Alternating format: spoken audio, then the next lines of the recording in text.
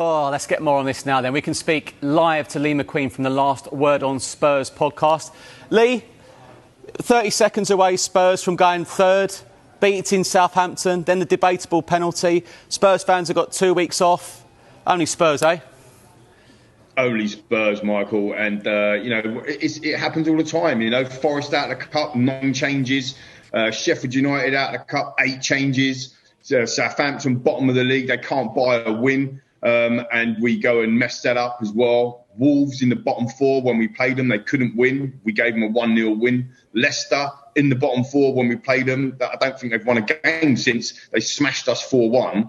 I mean, it's over and over again. It's that rinse and repeat cycle, Michael. And it's tiring. It is really tiring. And, as you said, we do our shows every week, 2-3 times a week as well. We get lots of interaction from the fans, and the fans want to see something different. I'm calling for change. Something needs to be different, Michael, to be fair, because this cannot go on. We had 6 directors of football in place in the 22 years under this ownership, and the most sustained enjoyment, I can't say success because we ain't won anything, but the most sustained enjoyment during that period of time has been under Harry Redknapp and Maurizio Pochettino, both of which didn't have a director of football. We've burned 6 directors of football. We've burned 14 managers in that 22 years. And if you do an average on that, Michael, you're looking at basically, take out Poch and Harry, I've just mentioned, they had 9.5 years between them. That's a manager every season. It's just utterly ridiculous.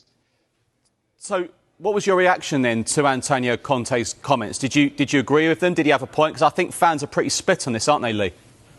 Yeah, I think so. I think for me, I think he had a point. I think that something needs to change from top to bottom in this football club, and you cannot keep burning managers.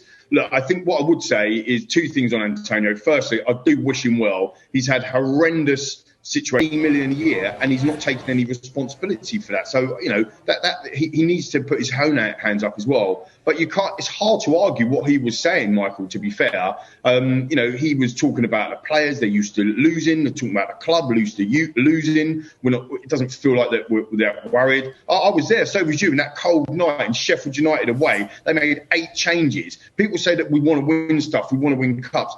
No, we don't. It's not in our DNA to do that. In our DNA is to lose. In our DNA is to let us, the fans, the people that get paid, we pay week in, week out. We just get let down week after week after week. And it's just tiring, Michael. So, yeah, I agree with his comments. It's a problem, though, as well, Lee, the fact that he doesn't look like he was signing a new contract at the end of the season anyway. And, we have to talk about his future because he wasn't signing this deal. The players will know about that as well. Isn't that part of the issue here as well? 100% agree with that. I mean, Rick and I were talking when you had Rick on the show a couple of days ago. That is a huge problem. We come back from the World Cup. I think I put this out on social media. We come back from the World Cup. We should have tied Antonio Conte down. We were playing good football. We had our best ever start to a Premier League season this year, Michael. It's unbelievable the situation that we're in.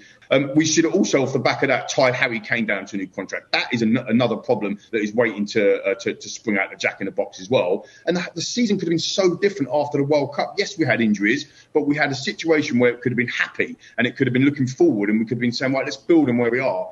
In the end, we got doom and gloom and just moan after moan. And, it's almost like he was doing us a favour in certain press conferences. And I don't know whether that's to get a reaction out of the club or to get a reaction out of the players, but it made us feel rubbish as fans. And it could have been so different. So that lack of commitment, as you point out, is absolutely critical. And now the players are not playing for him. But we've seen this before, Michael. We've had the likes of Hugo Lloris and Harry Kane and Heung-min Son and Eric Dyer and Lucas and Ben Davis and Sanchez. They've seen 100, 90, 95 defeats in this football club. They have seen defeat in this club time and time again. It's just norm now. And I think even the fans are just thinking, that's just Tottenham. Right, Lee, finally, if Conte is leaving this week, Spurs are still 4th at the end of the day, so a lot to play for. Incredible. What do you want to see happen in the final matches? But like I say, I mean, a serial winner. I'm absolutely gutted that it hasn't worked out for Antonio Conte. I think you share that view as well, Michael. Having spoken to you a few times and stuff, I really, really wanted this to work, but it's clearly inevitable that he's gonna part ways and go his separate ways. And when that happens, which I understand to be in the next 48 hours due to your good show, I think there's only one man, and everyone's. It's going to split opinion, but I don't see how it can. We want somebody that's going to play attacking front foot football. We want somebody that's going to do the high press. We want somebody who's going to get the best out of our young players.